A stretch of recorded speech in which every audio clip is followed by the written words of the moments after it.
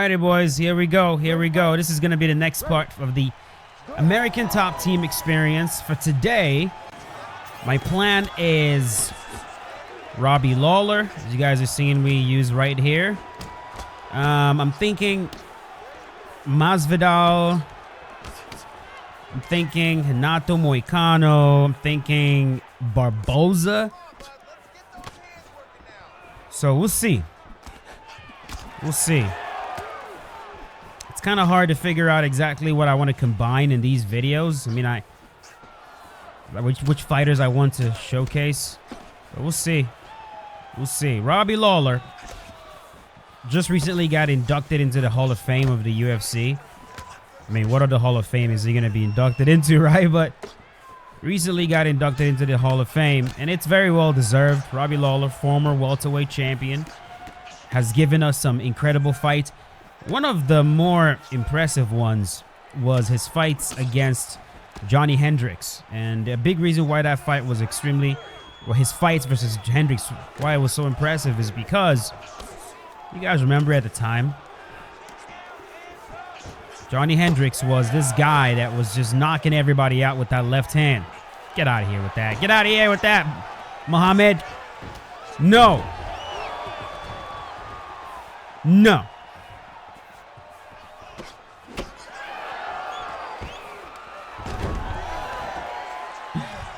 All right, no problem, Muhammadu. No problem, no problem. But yeah, you know, Johnny Hendricks was this guy that everyone that fought him was kind of, you know, stayed away from his power just because of how much of a big puncher he was, right? Even GSP. He would touch guys and they would just die. But Robbie, with that, you know, Robbie was brave and just fought him toe to toe. It was fascinating to watch. Fascinating. And he was demonstrating some very interesting blocks in that fight. Like, really interesting the way Robbie Lawler moves. You know. So he lost the first one, I believe. Then he ended up fighting Johnny Hendricks again and was able to capture that belt. And then I think he defended the title against Robbie. Not Robbie. Fucking hell. Sorry, Grandma. Defended it against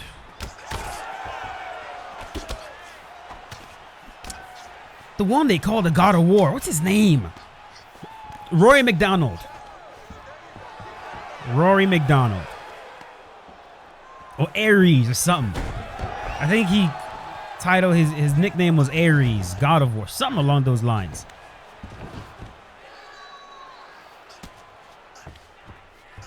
Right there. He's gonna try to grab my leg. That's all a lot. I know it. I knew it. I knew it. I just knew it. It's like, it's so funny. Like, you predict certain things, but then it's like you don't even trust your own predictions. I say this all the time, bro. One of my biggest problems with this game is just my ability to stay consistent and my ability to trust in my own predictions. 9 times out of 10, I already know what my opponent is going to do. I'm not as good as I should be at translating that into the controller. And that's my biggest issue. You know, I can predict players very well, bro. Like, I've played this game long enough and I've observed players long enough that I understand the psychology of most of these players, man.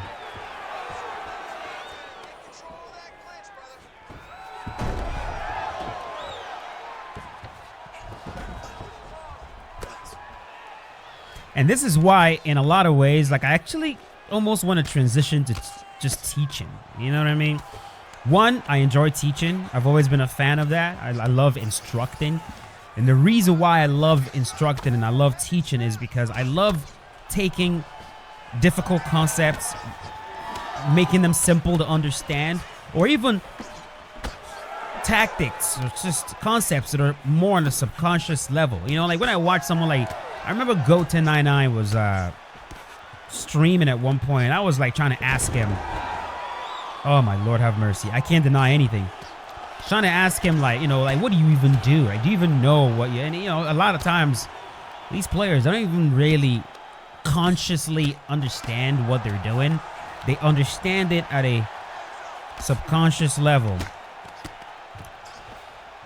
And so the one thing I'm good at, you know what I mean? One thing I feel like I'm better than pretty much everybody else at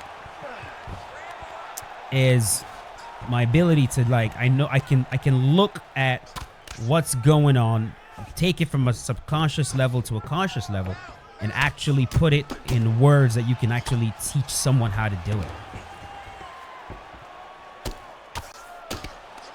And I did not learn how to do that by mistake. I learned that from studying professors, studying teachers. I've always been a massive fan of really good professors because it's not easy. It's not easy to instruct. It's not easy at all.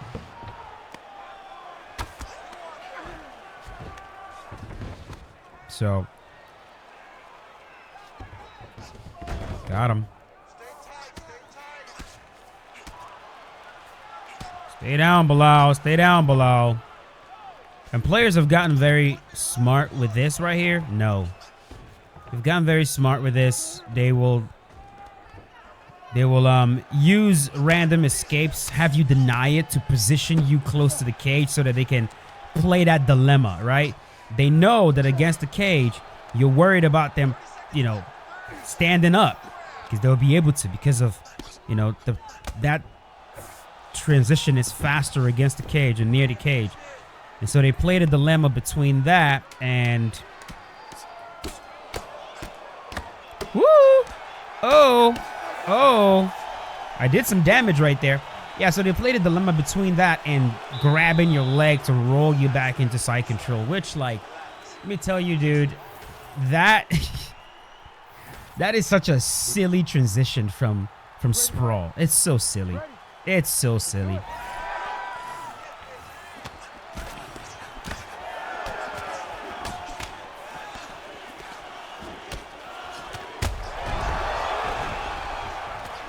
I have already ordered a charger. Like, for the love of God, leave me alone. Stop telling me that my DualSense controller is blah, blah, blah, blah, blah, blah, blah, blah.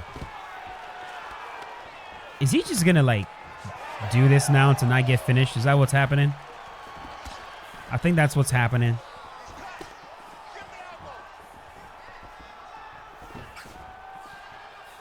What's going on, Bilal?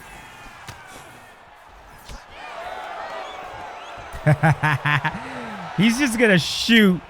He's gonna shoot for his life. That's understandable, though. I don't blame you. Let's go right. Boom.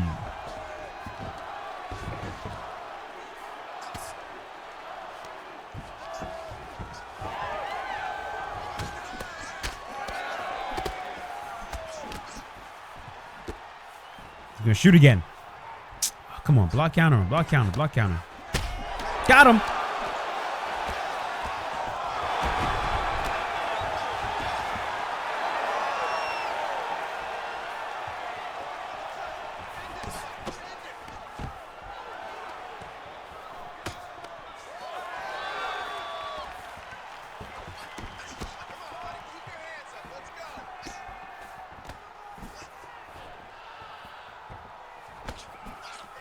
Ah, we put the fear of God in him. Oh, missed the block counter right there. Oh, we have put the fear of God in him. There we go. There we go. Classic. Classic. Robbie Lawler is not to be messed with, man. Ruthless. Robbie Lawler. One of the most iconic ATT products out there. Robbie has done it all. And he has always been a fan favorite, man. Every single time you watch Robbie Lawler in there perform, fan favorite. His style, the fact that he's always going out there to try to put people away.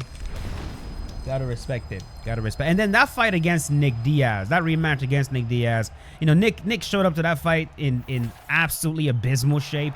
And Robbie showed him a lot of grace. I remember at the end of the fight, Robbie was even asking him, like, you know, do you need anything? Like, are you good? Not just like, are you okay tonight? But like in life, are you good? Like, if you need anything, like, you could, you know, talk to me. And it's fascinating watching fighters like that, you know? You all share this journey together. You know what the pain and agony is of losing. And so it's nice watching fighters look out for each other, you know? All right, let's move on. Uh-huh.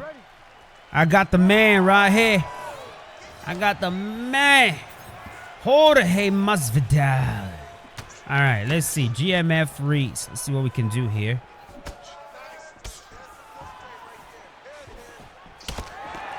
You guys remember when Jorge Masvidal was like gearing up to become the next superstar of the UFC? I mean, at one point he was. This was after the time period when you know, the 12 piece in the soda. It's kind of crazy how MMA fans are, man. MMA fans always love gangster style fighters, or fighters that, like, I guess, portray themselves as such. You know, I'll fight you anywhere. I'll fight you anytime, any day. Doesn't matter what's going on. It's always on with me. You know, Aaron the Plumber kind. Always ready to catch a fade. Always ready to give a fade. I'm like, okay, bro. Some people, they really enjoy fighters like that. Masvidal for a while was like that. But I think it all started, right, with Masvidal. It all started with just him deciding he was going to start putting people away. You know, he just got tired of losing random decisions, split decisions, fights he feel he should have won. He called himself a peasant. I need to stop thinking like a peasant. And from there, I mean, the very first guy he made an example out of was Darren Till. You guys remember that Darren Till fight?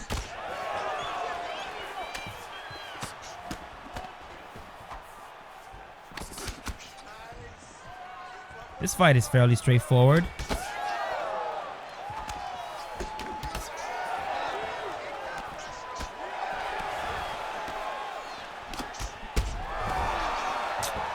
Fairly straightforward.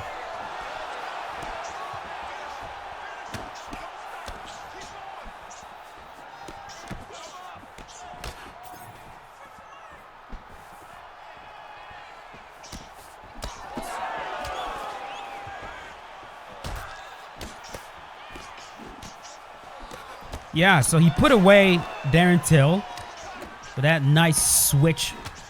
Was that a switch right hook or something along those lines? Knocked him out cold. And then it was Ben Askren. Ben Askren was the next one. That beautiful flying knee to record the fastest KO in UFC history. Catapulted Masvidal into superstardom. And then he went and did what he did against Leon Edwards backstage, which, you know, just threw him into the stratosphere. And then, you know, the next, imagine if he would have defeated Kamaru Usman, man, to become undisputed welterweight champion. Imagine that.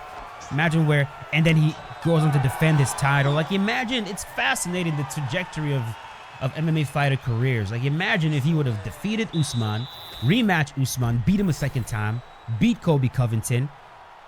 We would be looking at a Conor McGregor replacement, probably. Probably. Although, it's hard to imagine anyone can replace Conor. Oh! Okay. It's hard to imagine anyone could replace Conor, but man, it could, you know. The thing with MMA, bro, is you just got to keep winning. That's just the thing. You keep winning, you win long enough. It's only a matter of time before you become a superstar. It's just as long as you're winning. As long as you're winning. And that's the thing that happened with Conor. That man won so many fights. And then the way he won the championship, then moved up to light heavyweight and defeated Eddie Alvarez the way he did. Stuff like that is what just catapults you into, like, completely different realm.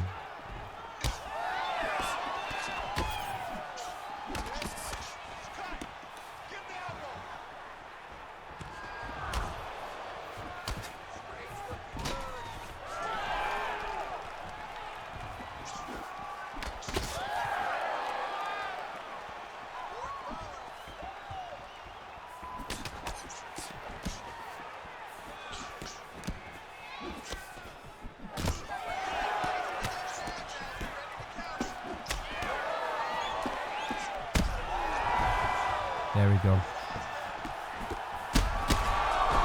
Let's get him out of here. GG's, homie. GG's. Very good. Very good.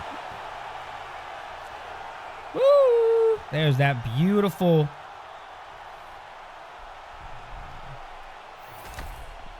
Beautiful, celebration. Sorry, I got carried away with that celebration right there. A thumbnail idea started to pop in my head. I just don't know how I'm gonna do that with like the other fighters. If there was a way I could like pose fighters however I want, thumbnails would be so much easier, and I could do something so much more creative. You guys be asking me, how am I getting the poses I'm using in the thumbnails? It's multiple different pictures. And I just put them together. I draw in shadows, draw in, you know, lights and darks. Like if I want the character to be close to each other and their skin is touching, once I put the shadows in there to actually make it look like their skin is touching it, it looks very believable. It's all about, like, you know, once you get the photos, you go in and you start editing the photos, you know, add shadows, add lighting here and there, and yeah. All right, let's move on. Junior. Barboza. All right, we got Rufy. Let's see what this Rufy wants to do. The body.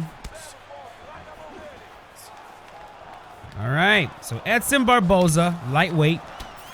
Another ATT product. I've always been a fan of Edson Barboza's striking. I love his kicks. Still one of the absolute best kickers we've ever seen in MMA. All kicks. He does it all. Well, not all, right? I'd say the one fighter that I think has thrown every single kick you could ever throw in MMA is probably Jon Jones. He's done it all. He's throwing everything. Axe kicks, wheel kicks, jumping, switch kicks. Everything, man. I think, you know, turn kicks to the body, side kicks to the body, obliques to the leg, front kicks to the head. He's done it all, bro.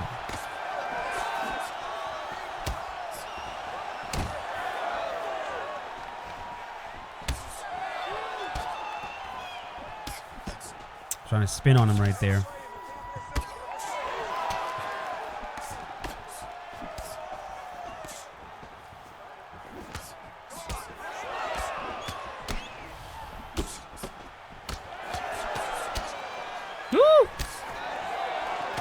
No. Oh, that could have been bad.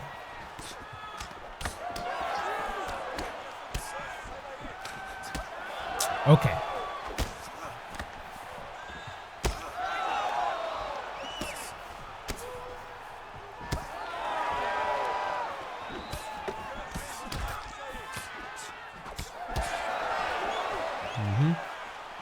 He's gonna quit. He's gonna quit. Why? I don't know. Just because he wasn't able to hit me. That's it. He wasn't able to hit me. Okay. So I'm either gonna do Dustin or end it with Moicano. We'll see. You ready to fight? Ready. All right, boys. All right, we're gonna end this right here. We're gonna end it right here. My opponent decided to go with Dustin Poirier. I wanted to pick Dustin, but you know he went Dustin, so I figured I'm gonna go Renato Moicano, and we're gonna end it right here. Oh boy.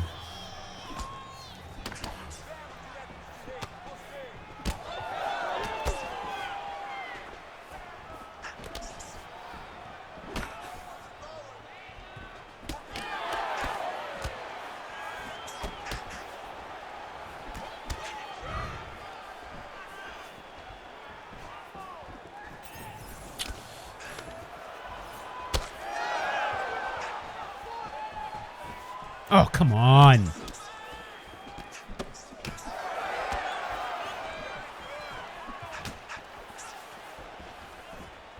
There's something that happens with the jab animations. The first jab will cover a specific distance, and the second one will slide you in, and you end up covering more distance than you actually supposed to. It's very frustrating. And right now, this guy is using that jab The jab thing, you know, especially the Dustin Poirier jab animation. Oh my God, bro, it's so annoying.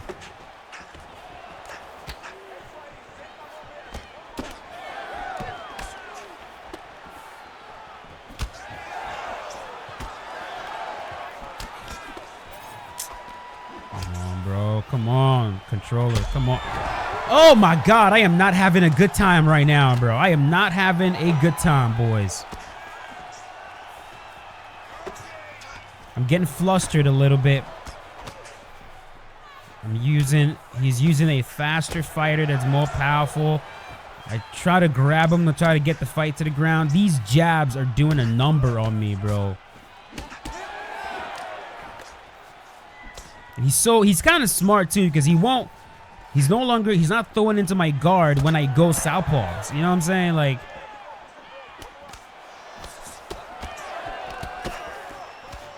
I ain't got no power, man.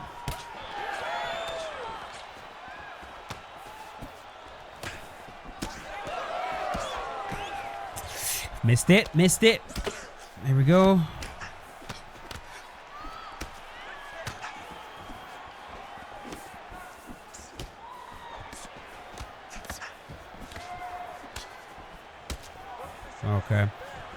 Okay, we're figuring out his timing now.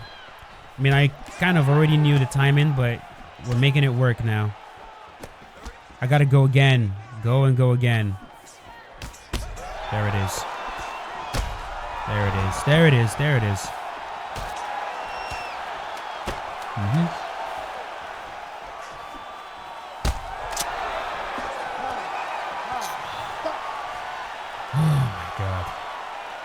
Okay, so what he's doing is a variation of the stone wall where he backs up.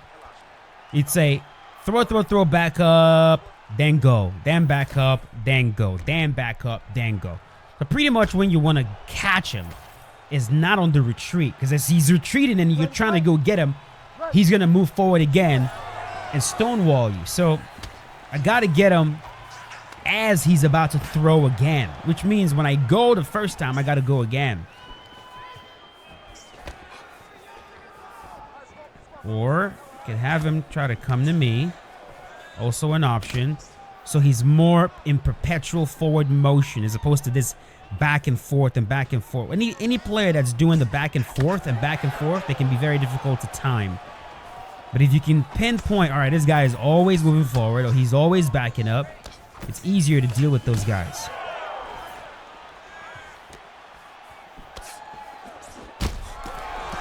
Yeah, he understands this style very well. He actually does. It's so innate with him right now. Because what he just did right there was he threw back up while I tried to counter him and then entered the pocket again while I was still throwing.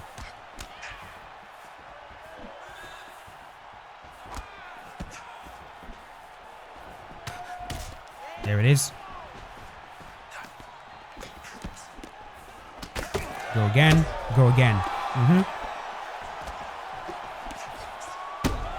Yes. Go again. Just like that.